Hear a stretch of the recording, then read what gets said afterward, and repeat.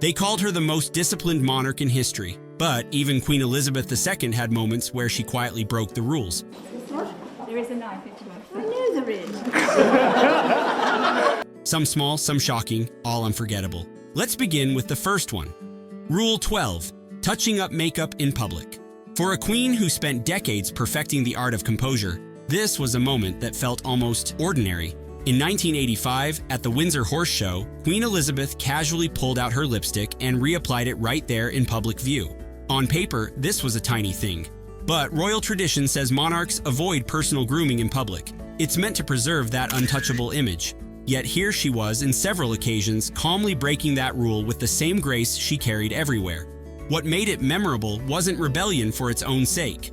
It was that rare glimpse of her as a person, not just a queen. No palace staff, no ceremonial distance, just a woman fixing her lipstick like anyone else would before carrying on with the day. Rule 11. Attending funerals she normally skipped. For much of her reign, Queen Elizabeth rarely attended funerals. It wasn't indifference, it was tradition. The monarchy long believed that a sovereign's presence could overshadow the ceremony, turning a moment of mourning into a media spectacle. But there were exceptions. Most famously, in 1965, the Queen not only attended Winston Churchill's state funeral, but arrived before the coffin and his family, a gesture so unusual that historians still call it extraordinary. Later, she quietly did the same for long-serving members of her staff, including Annette Wilkin, honoring lives dedicated to the crown without fanfare or headlines. In those moments, she wasn't the untouchable monarch. She was simply a woman paying her respects, and that subtle break with protocol spoke louder than any royal decree ever could. Rule 10. Televising a royal wedding. When Princess Margaret married Anthony Armstrong Jones in 1960, the world got to watch it unfold on television, a first for British royalty. Before that, royal weddings were private affairs, shielded from public eyes to preserve the family's mystique. But Queen Elizabeth approved the broadcast, breaking a tradition that had stood for generations. More than 20 million people tuned in across the UK alone, seeing the ceremony in real time rather than just reading about it afterward. It was a small but pivotal step in making the monarchy feel more open and accessible. And in hindsight, it set the stage for the highly televised royal events we take for granted today, from Prince Charles and Lady Diana to Prince William and Princess Catherine. Rule 9. Signing an autograph for a fan. Royal protocol has long forbidden members of the family from signing autographs. The concern isn't vanity, it's security. A monarch's signature could be forged for official documents, so the rule exists to protect both the crown and the individual. Once, at the Melbourne Cricket Ground in 1977, a young cricketer asked Queen Elizabeth II for her autograph. She politely declined, explaining she couldn't do it in front of everyone watching. But that wasn't the end of it. She arranged to send him a signed photograph afterward. It wasn't a rule break, but it was a heartfelt exception. She didn't make a habit of it. There's no record of her handing out signatures like souvenirs. But that single autograph revealed something about her character. She valued the human moment over the protocol. Keep watching. Our most unexpected act of royal rule breaking will be revealed at the very end. Rule 8. Dancing with world leaders. Monarchs are expected to remain poised, reserved, and above anything that might feel too casual or public. And dancing with political leaders? That was definitely not part of the royal playbook. But Queen Elizabeth broke that tradition more than once. In 1961, during a state visit to Ghana, she famously danced with President Kwame Nkrumah at a farewell ball in Accra. At a time when Britain's colonial legacy was still raw, the gesture was loaded with symbolism, warmth, respect, and a bold defiance of stiff royal convention. 15 years later, in 1976, she did it again, this time with US President Gerald Ford at a state dinner in Washington. Cameras flashed as the Queen and the President moved across the dance floor, showing the world that royalty could be both dignified and surprisingly human when it mattered most. Rule 7. Allowing marriages to divorcees and Catholics. For centuries, royal marriage rules were rigid. Divorcees were considered off-limits, and Roman Catholics, even more so. The monarchy was tied tightly to tradition and the Church of England, leaving little room for personal choice. But during her reign, Queen Elizabeth quietly modernized these expectations. She granted permission for Prince Charles to marry Camilla Parker Bowles, a divorcee, in 2005. Earlier, she also approved changes to laws that once barred royals from marrying Roman Catholics. It wasn't just a personal decision, it symbolized a monarchy evolving with the times. By the end of her reign, the royal family looked far different from the one she inherited, partly because she chose compassion and progress over centuries of rigid rules. Rule 6. Officially backing succession law reform. For over 300 years, the British monarchy followed a rule called male primogeniture. Sons always outranked daughters in the line of succession, no matter their birth order.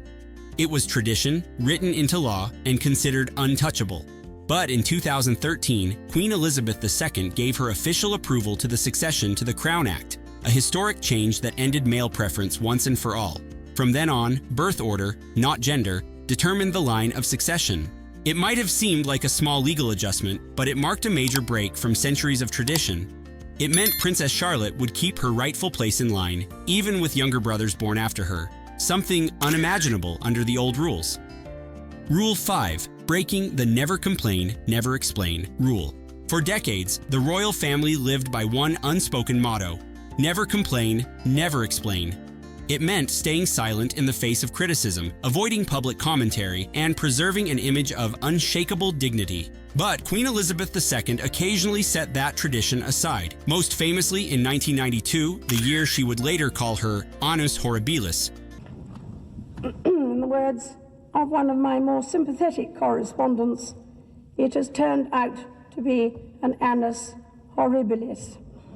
She delivered a speech acknowledging the personal and public difficulties that had hit the royal family, including divorces and a devastating fire at Windsor Castle.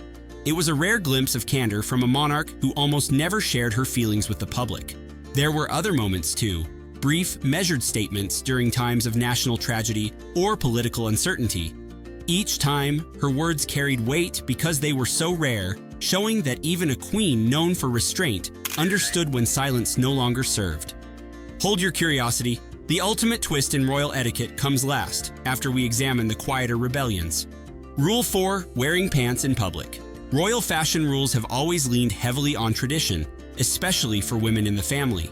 Skirts and dresses were expected for nearly every public appearance. It was part of the polished, feminine image the monarchy cultivated for decades. But Queen Elizabeth occasionally set that expectation aside. At informal events, especially during private or countryside visits, she was seen wearing tailored trousers or riding pants. It was never a loud rebellion, but for a monarch known for her strict adherence to royal presentation, it was a subtle shift, one that signaled practicality and personal comfort mattered just as much as protocol. Rule 3. Declining to open the Bristol Airport terminal. Royal visits are usually about ceremony, tradition, and keeping everything pleasant. When a monarch is invited to open a new building or cut a ribbon, it's considered an honor and almost always accepted. But when Bristol Airport opened a new terminal, Queen Elizabeth II did something unexpected. She refused. Reports said she was upset over the treatment of a relative by airport staff during a previous visit. Instead of making a scene publicly, she simply sent Princess Anne to do the honors in her place. It was a quiet but unmistakable gesture. No speeches, no drama, just a subtle royal snub that spoke volumes without a single word. Rule 2. Giving President Bush the classic mother look. In 2007, during a state visit to the United States, President George W. Bush made a slip of the tongue that instantly became royal legend. While welcoming Queen Elizabeth II, he accidentally said she had helped celebrate America's bicentennial in 1776 instead of 1976. Bicentennial in 1976. The Queen didn't correct him out loud. She didn't need to. She just turned and gave him a look so sharp and knowing that the entire audience erupted in laughter. Later, she even joked about it herself, showing she could match wit with any world leader. I wondered whether I should start this toasting when I was here in 1776. It wasn't a scandal. It wasn't dramatic. But it was one of those rare public glimpses of her sense of humor. A single look that said more than words ever could. Rule 1. Accepting a hug from Michelle Obama. Royal etiquette has always been clear. You don't touch the Queen. No hugs, no pats on the back, no casual familiarity. Handshakes are allowed, but even those are carefully orchestrated. So when Michelle Obama met Queen Elizabeth II in 2009 and wrapped an arm around her shoulders, the world held its breath. It was the kind of spontaneous gesture royal protocol usually forbids. But what surprised everyone wasn't Michelle. It was the Queen herself. Instead of pulling back, she responded naturally, giving Michelle a small, warm embrace in return. It was brief, simple, and completely unscripted. In that moment, the centuries of royal formality slipped away. She wasn't just a monarch. She was a woman sharing a very human connection, and that's what made it unforgettable. Through decades of tradition and protocol, Queen Elizabeth II showed that even the most reserved monarch could surprise the world. From quiet gestures to bold breaks in royal etiquette, these moments made her not just a queen, but someone people truly connected with. If you enjoyed uncovering these hidden stories, make sure to like, subscribe, and watch our next video for more fascinating stories like this.